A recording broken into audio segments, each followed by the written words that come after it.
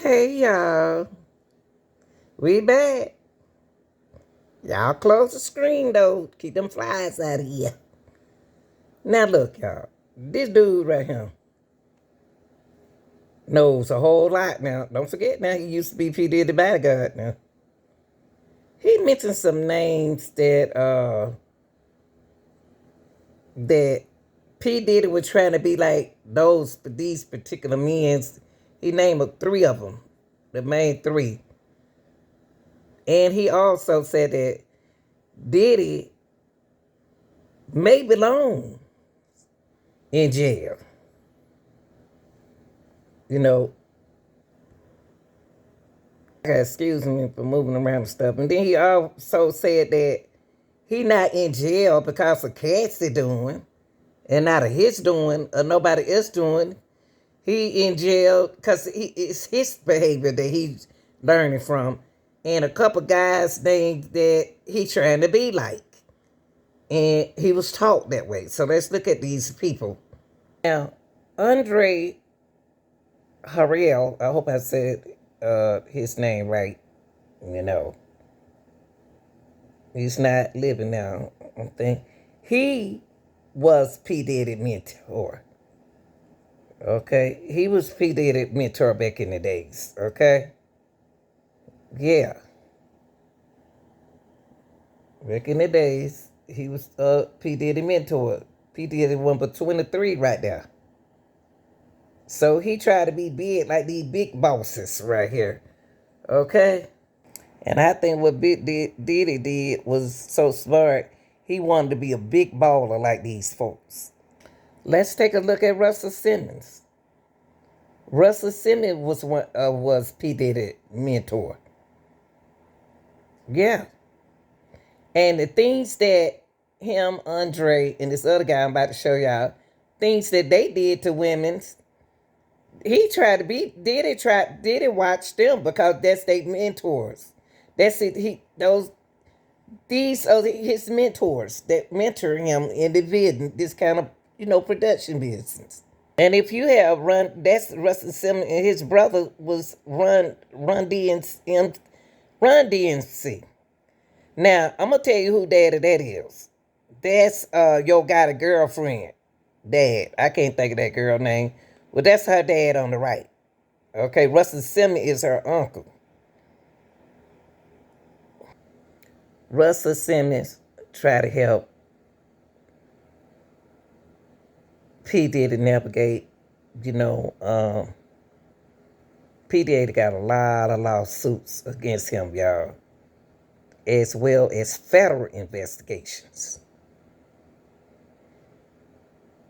And then, too, you have a lot of allegations going on as well. 1,000 bottles, y'all, of lubricants.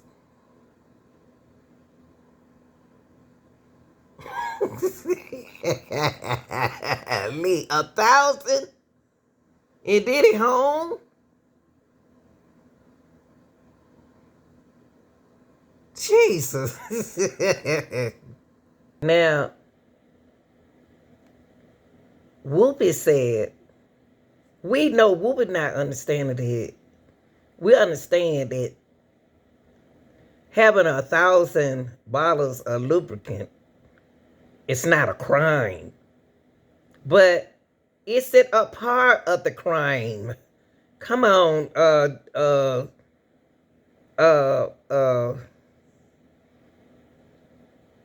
Whoopi, is it a part of the crime? 1,000? That's a business. When you have over 1,000 or something, that is considered like a business. Clive Davis was a big timer. And y'all know that. We went to Houston. And many, many others. It did it 1 for 23 right here. He 92 now. What's the name? Clyde 92 now.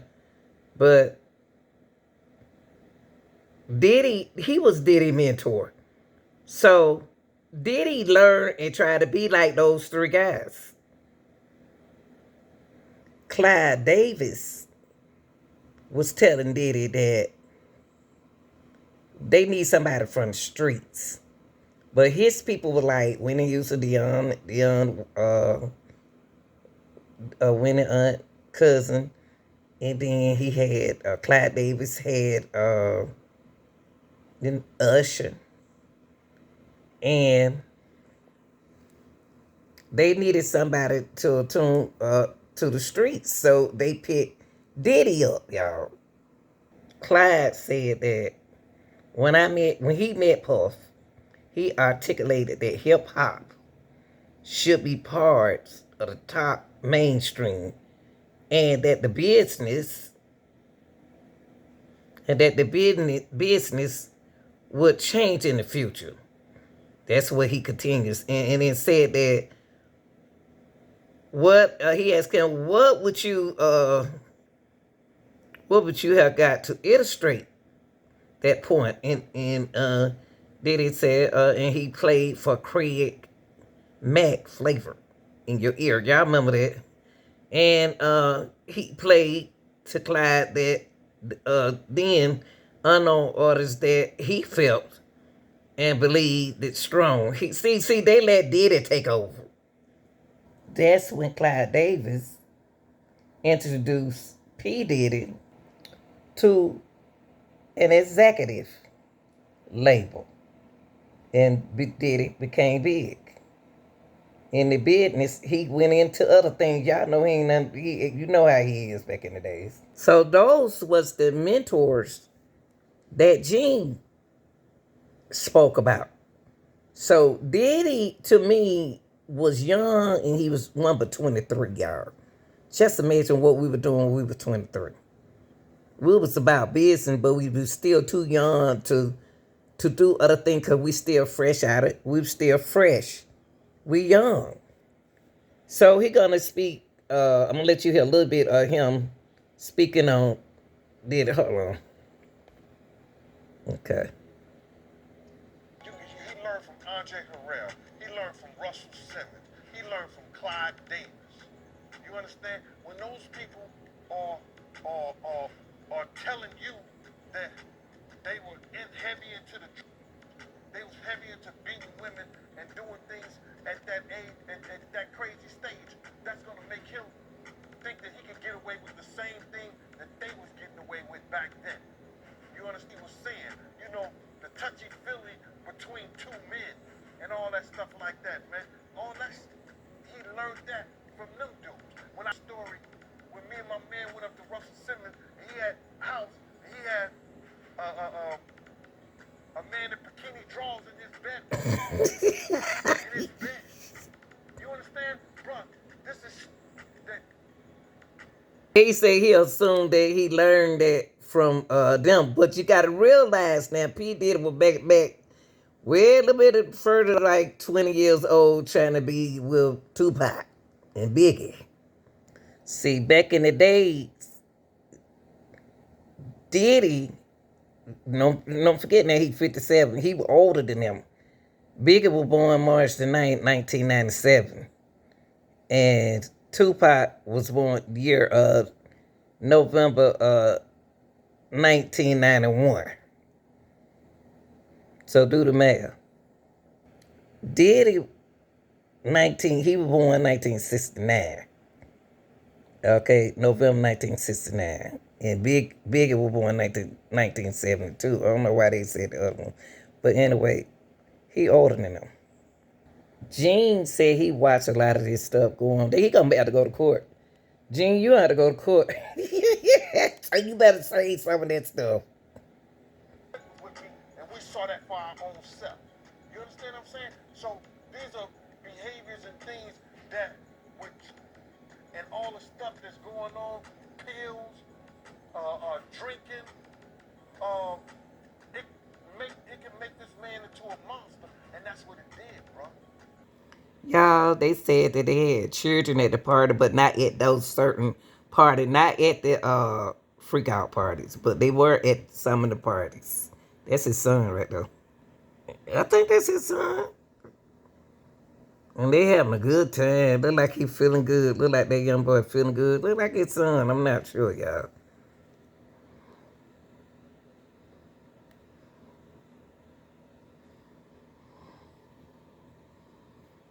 And there go the girls. The girls sitting out there, they just having a ball, honey. And the girls sitting there like, they had a ball.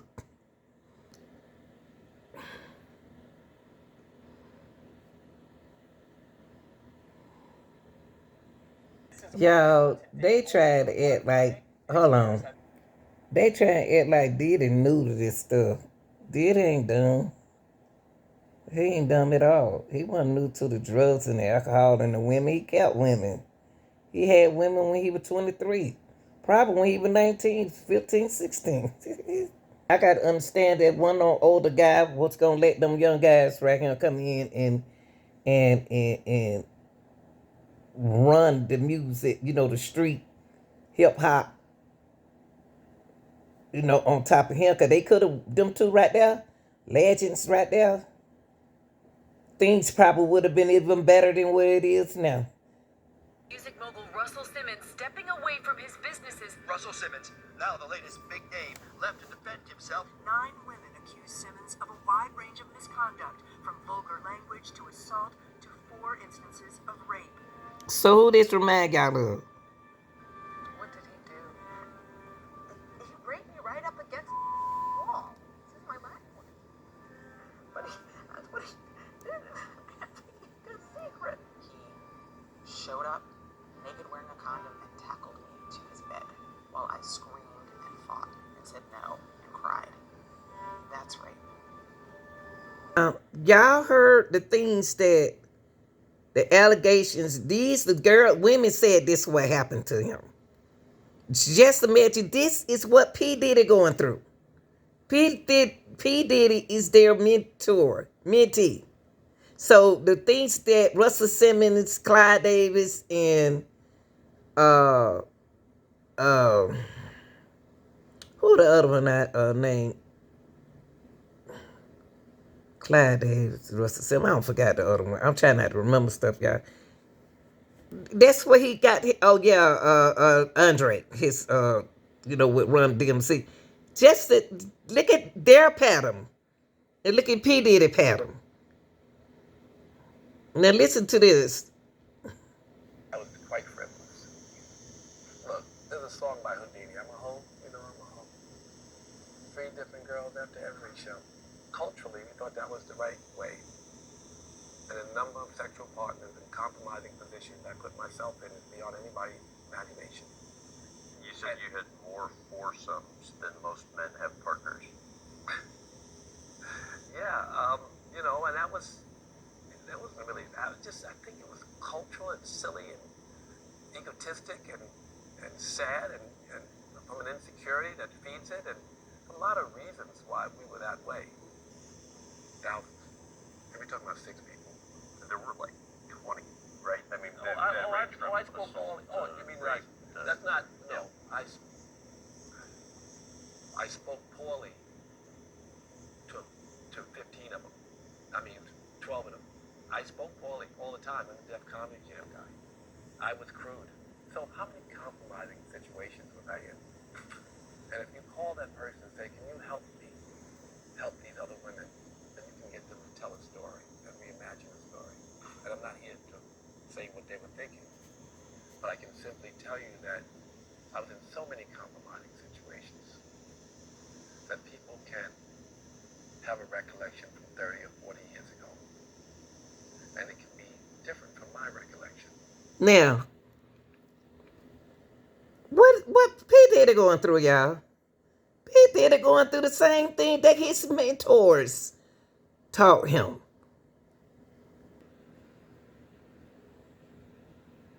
Could someone leave and feel they wish they hadn't?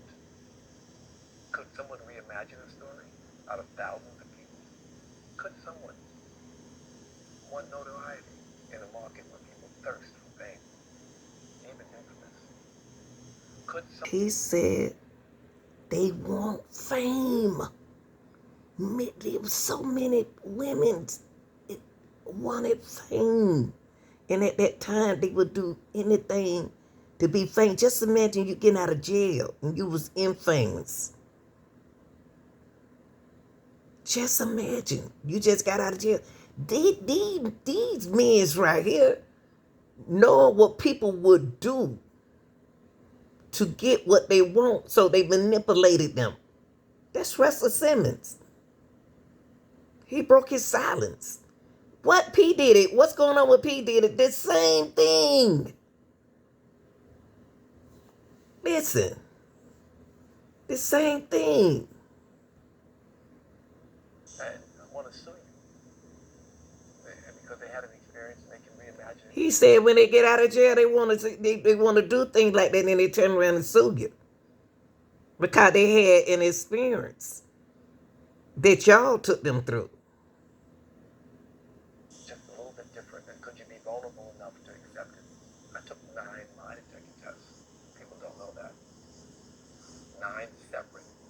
7 from the chairman of the Polygraph Association. 1 for each of the serious accusations. 1 for when someone said, for instance, I was violent. One person said that. I never violent took that. 1 for I apologized. I never apologized about assaulting anyone. But if 2 people say it, because one said it and me too, and the second person said it, then I took a test for it.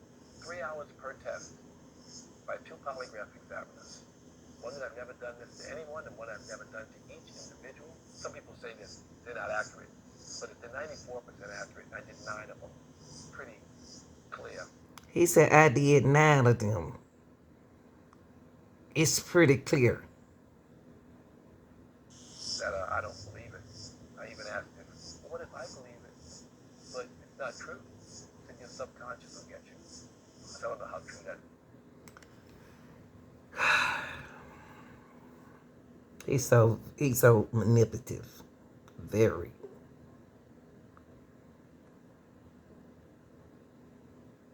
Pity game. This is a pity game he's playing.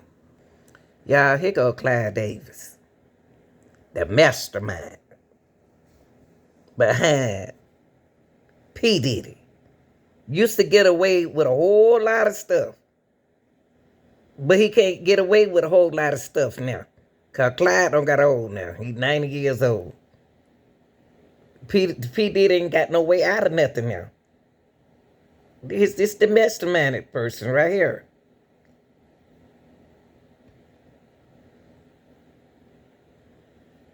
Hold on, let's see, can I get it to talk? He look good to be 90 though. He look healthy. My aunt don't even look 90.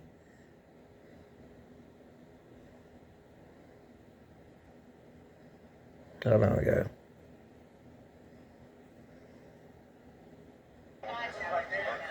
What is your opinion about the Melendez brothers? Do you think they should be out?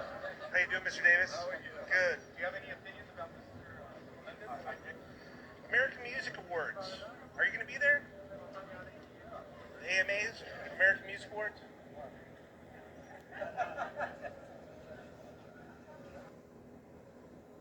We have. Oh, sorry. We have one question, Mr. Davis, about Sean Puffy Combs. Do you have anything to say about that situation? Nothing. He said nope. Say about Puffy. Do you support him? Anything to say about Puffy at all? He don't care. How was dinner, Miss Haskell? Well, you know, the big story in town is the Puffy Combs story. Did you guys talk about it at all? Or? No. I didn't think so. Do you know why Hollywood is so silent on the issue? No? Okay. It's tough to get reactions because, you know, typically as a journalist, this is a very big scandal. You know it is. Ugh. I understand.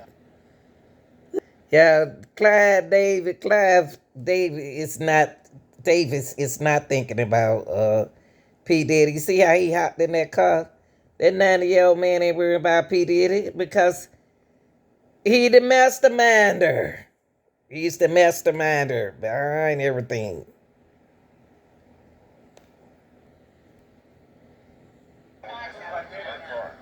Look at Clive, y'all. How you doing, Mr. Davis? Good. Do you have any opinions about Mr. Melendez? American Music Awards. Are you going to be there? AMAs, American Music Awards.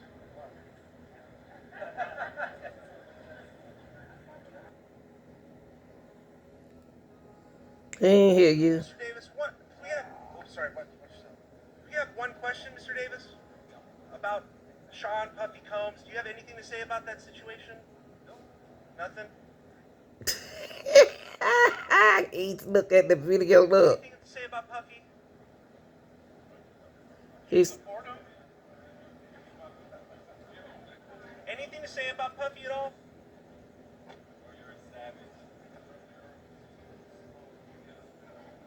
How? Okay. It's tough to get reactions because typically as a journalist, this is a very big scandal. You know it is. Yeah. No. she said, I know it's Yeah. No. listen, she said, I know it's a very big scandal. y'all tell me what y'all think, like, share, and subscribe. I think a whole lot of people gonna go down with P. Diddy, don't y'all? Okay, y'all. We know it's not just Diddy. I just told y'all the 3 allegedly ones that you need to look at. Okay, because these men's getting old now. So they trying to lock them up before they pass away. Clive Davis name came up numerous of times. Shaka Khan is going to sit down and tell you a little bit more. And after this, y'all like, share, and subscribe and support the channel. Thank you very much, y'all. And close the screen door now. Keep the flies from out here, okay? All right, y'all tell me what y'all think, okay? The Clive Davis party. It was a surreal event where Whitney's body was still in the hotel, and there was this sort of party where apparently half the room were in tears, the other half were kind of partying. What did you feel about that? I thought that was complete insanity.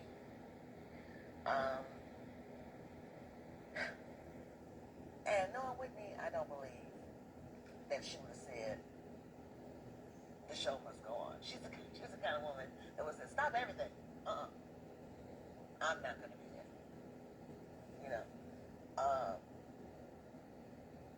I don't know what could motivate a person to have a party in a building where the person whose life he had influenced so enormously and whose life had been affected by hers. They were like, I don't understand how that party. I had Clive Davis by pure chance. Hey, y'all, look. You know that Clive Davis had a party down at in the same hotel that Whitney Houston passed in. Friday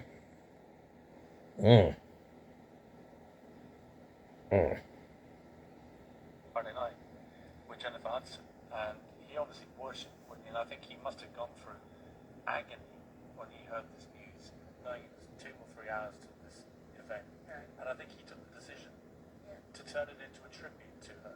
And I understand that. I mean, he obviously was wrestling with the right thing to do. That would have been right if it really was a true tribute, and a true tribute, might have been a truer, a more honest tribute in my opinion, would have been maybe call everybody together, let's say a prayer, and let's eat dinner and go home.